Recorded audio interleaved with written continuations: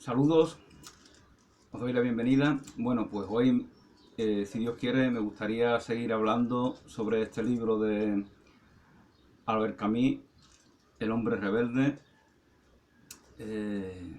Bueno, me había quedado en la parte de la muerte de Dios, ese tópico del cual habla Nietzsche. Pero bueno, voy a leeros también algo de lo que dice la contraportada, ¿no? El hombre rebelde, en El hombre rebelde, Camus toma como eje central de sus agudas meditaciones el asesinato organizado y la rebelión. De hecho, es una historia completa del sentido de la rebelión humana y social a través de la historia. Él habla mucho de cómo la historia empieza a cambiar a partir del final del siglo XVIII, ¿no? con la Revolución Francesa, ¿no? De hecho, critica, utilizando la palabra que él usa, critica la perspectiva, la visión prometeica que tiene de la historia muchos revolucionarios marxistas, ¿no? que siguen teniendo fe en esa revolución soviética y que confían en que se extienda en todo el orbe, en todo el globo, porque la revolución marxista solo tiene sentido globalmente, universalmente. Por lo tanto, la que ha acontecido en 1917 en Rusia se ve simplemente como un detonante para la gran revolución importante, ¿no? Esta es la perspectiva que tienen muchos intelectuales occidentales, especialmente en Francia, ¿no?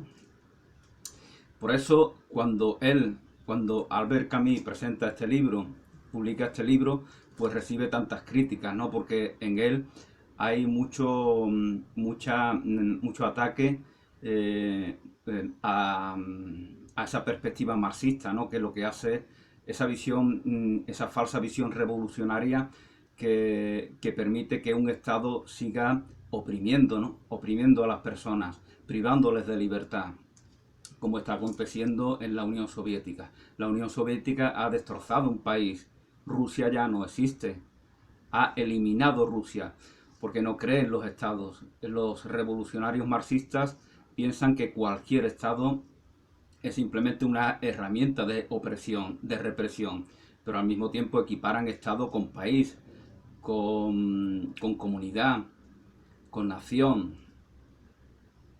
En cualquier caso, como os comentaba, lo que quieren los marxistas, lo que piensan los revolucionarios marxistas a mitad del siglo 50, del siglo 20, lo que ellos creen es que la revolución se va a extender por todo el mundo, ¿no? Y por lo tanto hay que tener fe en lo que está aconteciendo, ¿no? Pero esa fe es una forma de blanquear los crímenes de Estado que se están perpetrando en la Unión Soviética.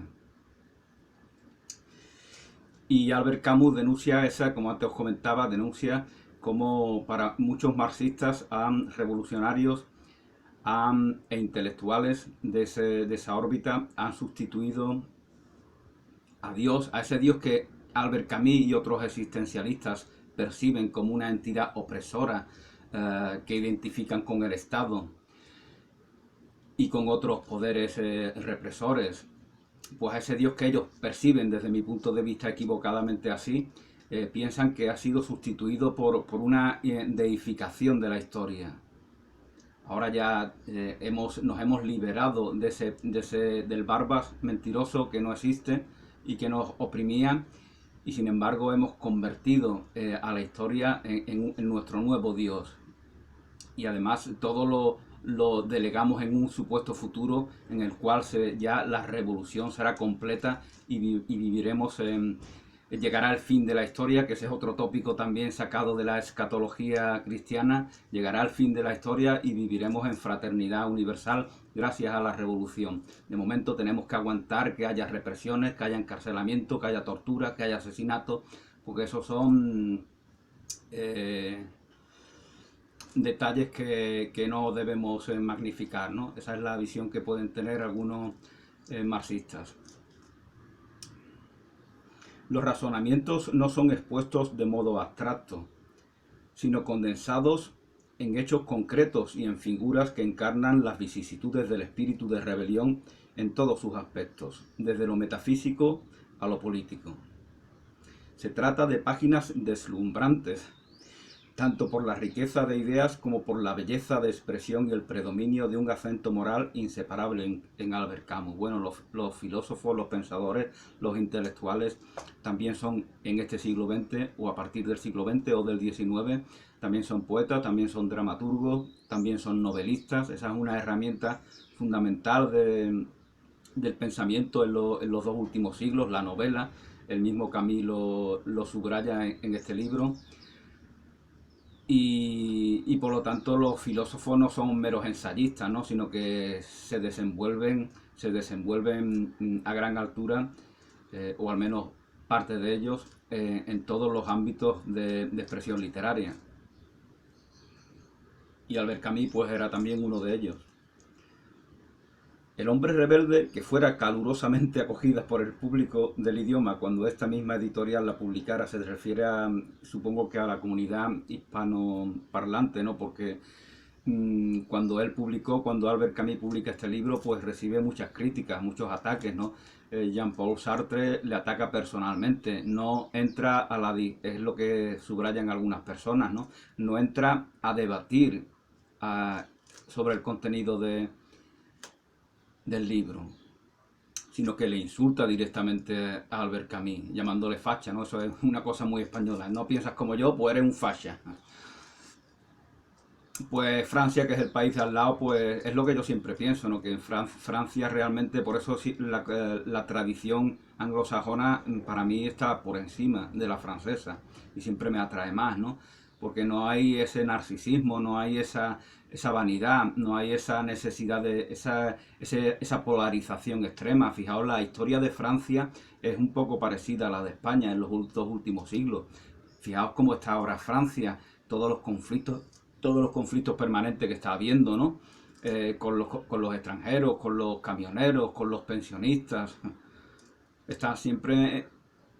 Están continuamente en tensión, ¿no? Y a lo largo del siglo XIX pues es igual, ¿no? Ellos son los que mandan los 100.000 hijos de San Luis para defender al rey absolutista y represor Fernando VII. Ellos, los franceses, son los que dan su vida por ese dictador. Ellos los que hablaban de fraternité, égalité, liberté. Por eso digo que ellos se polarizan. Fijaos el partido ultraderechista que allí ha estado a punto incluso de gobernar, ¿no? De ganar las elecciones a la República. Es un país muy peligroso, el país de Francia. Y yo veo la tradición anglosajona más flemática, más de distanciamiento, lo veo más avanzada, lo veo más...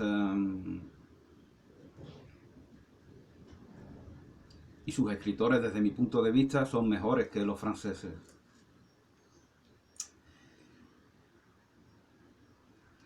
El hombre rebelde se reedita ahora en la Biblioteca Clásica Contemporánea. Cabe recordar asimismo que en la editorial Losada pues se dispone también de otras muchas de las obras de Albert Camus. Bueno,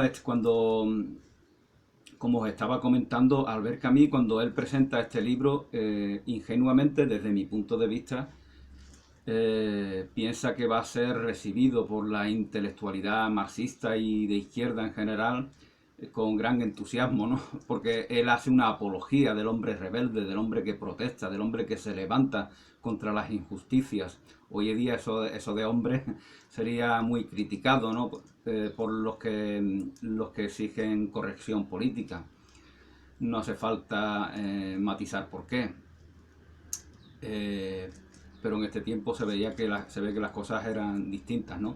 Como estaba comentando, Albert Camus piensa que va a recibir su libro con gran entusiasmo por parte de los partidarios del socialismo, ¿no? Sin embargo, no es así porque él critica, él ve claramente que la revolución rusa soviética ha fracasado y es un mal, es represión del Estado, es opresión de las personas y por lo tanto hay que criticarlo, hay que enfrentarse a ello, hay que desmantelar sus falacias, así es como lo ve él. Sin embargo, esa fe ciega de muchos intelectuales marxistas contemporáneos de Albert Camus no lo ven así. Ellos creen que hay que seguir apostando por Stalin. Hay un blanqueamiento de los crímenes de Stalin. Fijaos que incluso Picasso, que vive en París, que vive en Francia en esa época, como vivió el resto de su vida, pues hace la pintura homenajeando a Stalin cuando este muere en el año 53. Cuando Stalin muere y el régimen socialista de la Unión Soviética ordena a sus peones en el extranjero que se opongan a Stalin, que critiquen a Stalin, que participen en la desestalinización, entonces ya no tiene mérito. Es lo que dicen muchas personas defendiendo a Sartre, de que él criticaba a Stalin, lo criticaba años después de que éste muriera, cuando ya la Unión Soviética está en contra de la figura y de la memoria del propio Stalin. Es como Heidegger, ¿no? Este hombre que se hizo nazi, que llamaba imbéciles a los alemanes que no se unían a su partido nazi, y cuando muere Hitler, cuando ya hay una desnazificación de Alemania, pues entonces ya se cambia, ya se va al bando que él considera que es de los buenos, ¿no? Ya no tiene mérito. Tú has colaborado intelectualmente y activamente y físicamente, has estado aplaudiendo a aquellos que apedrean a los comercios de los judíos, a aquellos que torturan a homosexuales y a testigos de Jehová y a gitanos en los campos de concentración. Tú, Heidegger, has estado haciendo esto y sin ningún tipo, y es curioso que no se le critique, ¿no? Es lo que yo siempre pienso, ¿no? Porque a estas figuras, a Sartre, que tanto blanqueaba a Stalin, a Heidegger, que tanto blanqueaba a Hitler, porque no se le hace una crítica contundente. Tú buscas en las redes sociales, en YouTube, y todos son halagos, todos son adulaciones. No entiendo yo eso por qué. Y luego resulta que un futbolista falla un remate y lo ponen como una mierda por todos los medios de comunicación. Y a Heidegger, a Sartre y a otros partidarios de dictaduras, nadie le critica esta postura, ¿no? Bueno, pues como estaba comentando, me había quedado en el apartado en el cual se hablaba de la muerte de Dios.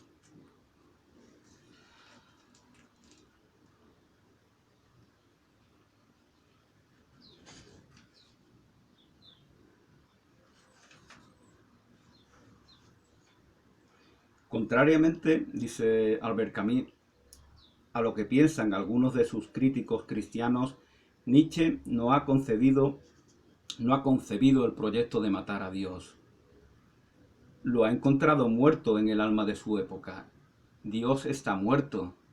Todos los creyentes contemporáneos de Nietzsche son fariseos, que adoran, adulan, se adhieren, son leales a una letra muerta, una tradición que ya no está viva. La religión cristiana en la Alemania de Nietzsche está muerta.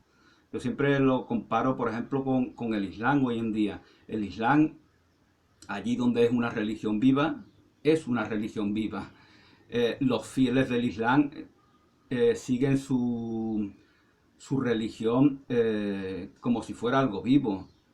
Hacen sus oraciones cotidianamente, hacen sus rituales, hacen su peregrinación, hacen sus ayunos. Es algo vivo para ellos. Es algo que ellos no cuestionan. Es algo con lo cual no se confrontan. Algo que no critican. Al menos en su contenido religioso. Sin embargo, el cristianismo en la Alemania y en general en el occidente del siglo XIX está muerto porque el siglo XVIII no el XIX, y esto lo recordaban muchos pensadores cristianos del siglo XIX, el siglo XVIII es el siglo del ateísmo. el siglo del nihilismo, el siglo del escepticismo, el siglo del agnosticismo. El XIX es la consecuencia de lo que acontece en ese siglo. Ya en el siglo XVIII, para los pensadores de ese siglo, Dios ya está muerto, Dios ya no existe. Y el fruto es todo lo que se da a lo largo del siglo XIX y también todo lo que escribe, todo sobre lo que escribe Albert Camus en este libro, todo lo que ha acontecido en estos últimos 225 años, hasta la fecha en que ahora estamos, ¿no? Nietzsche ha encontrado muerto a Dios en el alma de su época. Eso dice Albert Camus. Es el primero que ha comprendido la inmensidad del acontecimiento y decidido que esta rebelión del hombre no podía llevar a un renacimiento si no era dirigida. Hay un cierto antropocentrismo, ¿no? Una vez que Dios no es el centro de nuestras vidas, de nuestras almas, de nuestra existencia, entonces el hombre se convierte en el centro de ella. Hay un antropocentrismo, y ese antropocentrismo es también eurocentrismo, porque los propios revolucionarios marxistas se ven como avanzadillas del mundo, se ven como a través de su tradición y a través de la historia se ha desembocado en este pensamiento marxista revolucionario, y ellos son, por lo tanto, tienen esa perspectiva supremacista. Tienen esa convicción que se convierte en una fe religiosa en cierto sentido. Eso es lo que critica Albert Camus, una fe religiosa ciega que blanquea y que expresa lealtad al dictador que ha usurpado el fruto de la revolución, que en este caso es Stalin.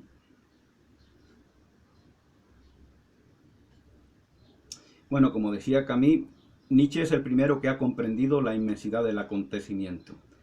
Cualquier otra actitud con respecto a ella, cualquiera que no sea dirigir esta nueva situación, ya fuese el pesar o la complacencia, debía llevar al apocalipsis. Nietzsche no ha formulado, por lo tanto, una filosofía de la rebelión, sino que ha edificado una filosofía sobre la rebelión. Si ataca al cristianismo en particular, lo hace solamente como moral. Deja siempre intactos a la persona de Jesús, por una parte, y los aspectos cínicos de la Iglesia por otra. Bueno, yo en esto no estoy de acuerdo. Nietzsche llama imbécil a Jesús de Nazaret, a Jesucristo, al Redentor. Y ahí no hay... Si yo te llamo a ti imbécil, no se puede decir que yo te estoy respetando, ¿no? Por lo tanto, porque dice Albert Camus que está respetando la figura de Jesús de Nazaret? No la está respetando, quiere pisotearla, quiere usurpar su poder, usurpar su lugar. Todos los que atacan al Redentor es porque ellos quieren tomar el lugar del Redentor. Y efectivamente Nietzsche se proclama como el pionero de una nueva época.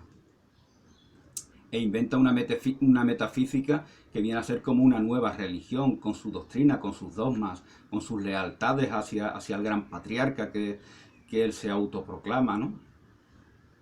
Entonces es mentira de que él respete a la figura de Jesús.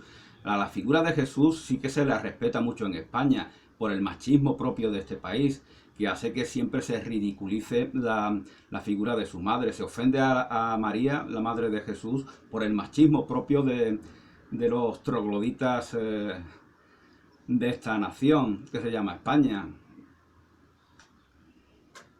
Y porque no son valientes, no son valientes para hacer la misma ridiculización en la figura de Jesús. Son cobardes.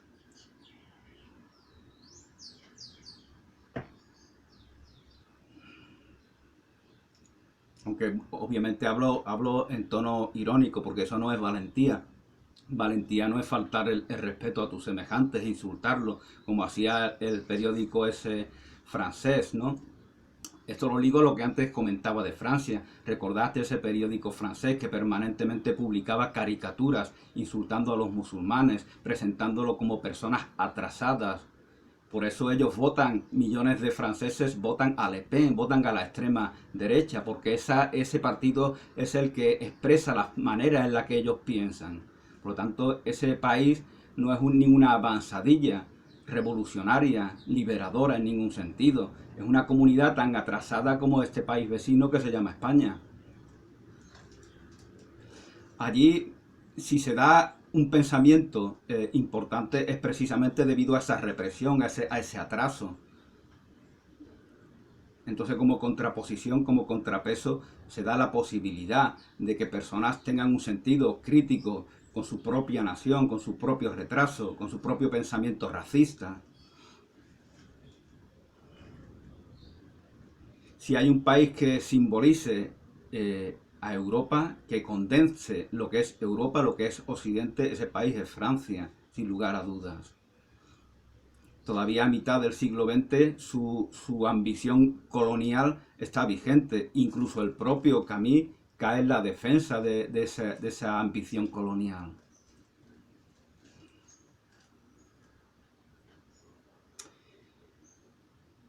En el fondo, escribe, solo el Dios moral es refutado. Según una cita de Nietzsche, según Albert Camus, es esta que dice que decís que es la descomposición espontánea de Dios, pero no es más que una muda. Decís que es la descomposición del cadáver, pero no es más que una muda. Esto dice Nietzsche, o al menos dice Camus que lo dijo él.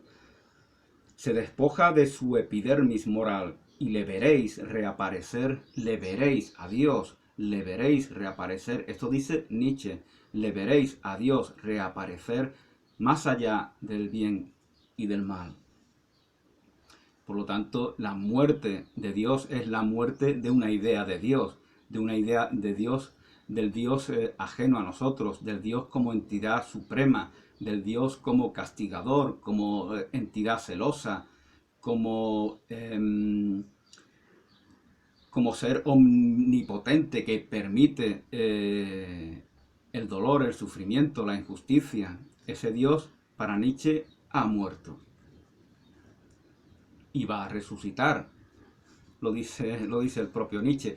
Ha muerto porque no le queda otra que morir, porque ya no puede ser referente para las personas de nuestro tiempo.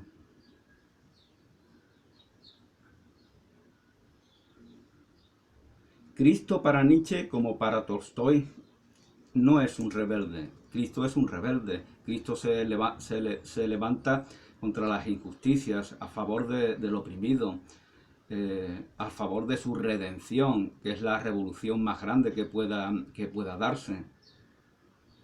Entonces, lo que pasa es que Albert Camus no es pacifista ni es pacífico. Piensa que la violencia tiene sentido y hay que hacer uso de ella, porque se comprende porque vive en una época de muchísima violencia. Cristo para Nietzsche, como para Tolstoy, no es un rebelde. Lo esencial de su doctrina se resume en el asentimiento total, la no resistencia al mal. Bueno, yo realmente he leído a Nietzsche, he leído a Tolstoy y no veo ninguna similitud en la manera. Tolstoy es un anarcocristiano, ¿no? Como se le suele llamar. Explica la filosofía, el pensamiento, el mensaje de Jesús desde un punto de vista muy racional, muy metódico, muy quitando todo lo milagrero, toda la superchería, criticando a los poderes de las iglesias mundanas, incluso llamándolas anticristianas. Eso está muy explícito en sus libros, como por ejemplo El reino de Dios está en vosotros, que fue tan importante para Gandhi, como él mismo reconoce. Gandhi, que vemos como sí se puede lograr gracias a su trabajo, vemos como sí se pueden conseguir objetivos a través de una postura pacífica y pacifista. Él lo consiguió para sus compatriotas hindúes.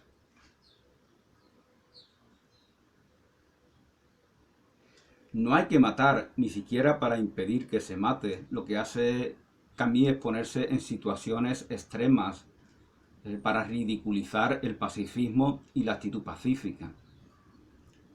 Hay que aceptar al mundo tal como es, negarse a aumentar su desdicha, pero consentir en sufrir personalmente el mal que contiene.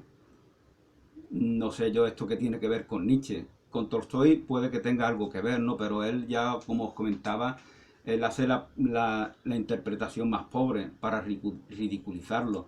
Camus no ha leído verdaderamente a Tolstoy o no lo ha comprendido, como si lo comprendió Gandhi, como si lo comprendió Wittgenstein, ese o como se llama, el filósofo austriaco, y tantísimas otras personas. Es que cuando lees a alguien con una predisposición a criticarlo, cuando tienes lealtades fijas, como suele acontecer con la mayoría de los filósofos existencialistas, nihilistas, escépticos, agnósticos, ateos, ellos tienen lealtades también que son tan fuertes como las que tienen las personas religiosas.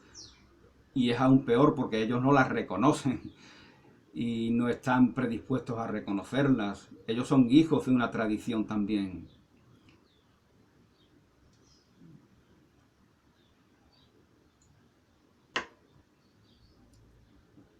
Bueno, pues dice Camus que el reino de los cielos se halla inmediatamente a nuestro alcance.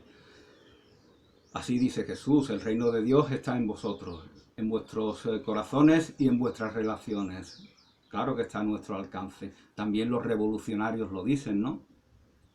También Albert Camus, que aunque él critique a los revolucionarios por sus lealtades al dictador y por su deificación de la historia, él también hace una propuesta, porque lo que suelen hacer los existencialistas es destruir toda la moralidad, toda la ética. Y una vez que han extendido toda esa ruina con su culto al nihilismo, una vez que lo han llenado todo de ruina, pues entre las ruinas van buscando algunos elementos que les pueda servir de una nueva moral, ¿no? Por eso realmente para los existencialistas lo que tiene más peso es su labor destructiva, son destructores y ellos mismos se proclaman así.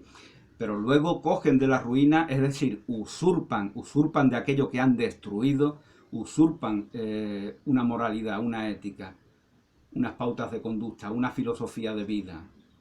Y eso es lo que hace Camus también, desde mi punto de vista. No dice nada nuevo. ¿Veis cómo no hay muchas citas de filósofos existencialistas en las redes sociales? Porque no dicen nada nuevo. Lo que dicen ya ha sido dicho. Ha sido dicho por místicos, ha sido dicho por filósofos, por poetas, por dramaturgos, por profetas. No dicen nada nuevo.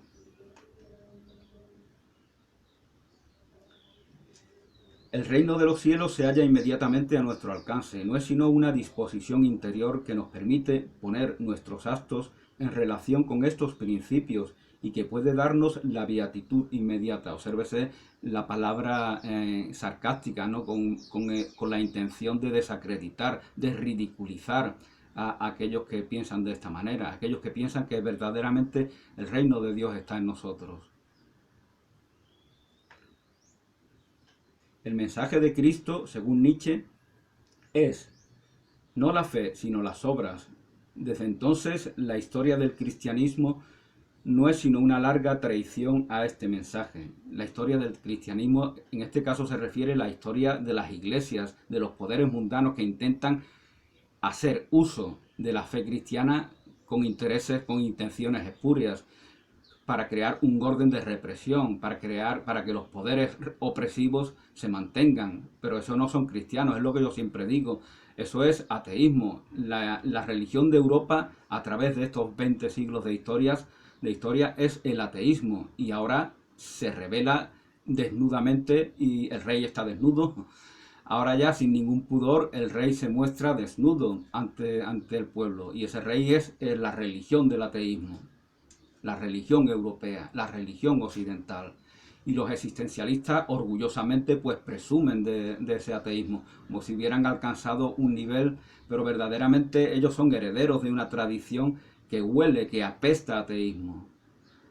Enrique VIII es un ateo, él mismo se pinta grande y pinta a Dios chiquitito al lado, él usa de la fe cristiana, de la religión cristiana, de la tradición cristiana para su propio interés, para su propia codicia. Y el rey Carlos de España, Carlos I de España, exactamente igual. Carlos I de España, a él le debemos la segregación de la iglesia protestante. Él por su fanatismo, por su idea de querer usurpar para sí mismo y para su imperio los intereses de la fe católica, incita a que se dé la ruptura protestante. Esa es mi perspectiva. El mensaje de Cristo, según Nietzsche, es no la fe, sino las obras. Desde entonces, la historia del cristianismo no es sino una larga traición a este mensaje. Si es una larga traición a este mensaje, pues entonces el cristianismo verdaderamente no es esa traición. Y esa traición son los papas, esa traición son los poderes mundanos, son los reyes, son los emperadores. Son los que no cumplen con los mandamientos de Jesús que nos da en el Sermón de la Montaña, de los cuales habla, por ejemplo, Tolstói en su libro El reino de Dios está en vosotros. El Nuevo Testamento está ya corrompido y desde Pablo hasta los concilios el servicio de la fe hace olvidar las obras. El Nuevo Testamento, con los 4 evangelios, con las cartas de San Pablo, con el Apocalipsis, está ya corrompido porque lo han corrompido los que no hacen uso amoroso de él. Y desde Pablo hasta los concilios el servicio de la fe hace olvidar las obras. ¿Cuál es la corrupción profunda que el cristianismo agrega al mensaje de su maestro? La idea del juicio, ajena a la enseñanza de Cristo, y las nociones correlativas de castigo y recompensa. Jesús nos dice que vivamos el momento. Jesús no habla de recompensas ni de castigos. Jesús dice que obrar el bien es lo propio de nuestra naturaleza. Y por lo tanto, tal como el que hace el mal ya está pagado en su maldad, el que hace el bien ya está pagado en su bondad. Jesús dice que solo Dios es bueno, por lo tanto, ningún discípulo de Jesús puede proclamarse como bueno cuando su propio maestro tampoco lo hace.